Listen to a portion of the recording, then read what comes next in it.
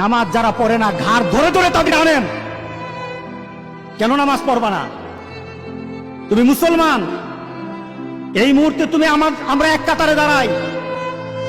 এটা যদি আপনার সন্তান হয়, ধরেন নামাজ পড়তে আসো। রাগ করতেছেন? কঠিন করে কথা বলেছি? আমি কঠিন করে বলি নাই। আমাকে বলানো হয়েছে মুহাম্মদ সাল্লাল্লাহু আলাইহি সাল্লামের কথা কঠিন ছিল নামাজের ব্যাপারে। কেউ যদি আমার কঠিন কথাকে কঠিন হিসাবে নেন, তাহলে রাসূলকে কঠিন বানাতে হবে। রাসূল সাল্লাল্লাহু আলাইহি সাল্লাম বলেছেন, তোমার সন্তান 7 নামাজ শিখাও, তোমার সন্তান 10 নামাজ না পড়লে তার পিটাও।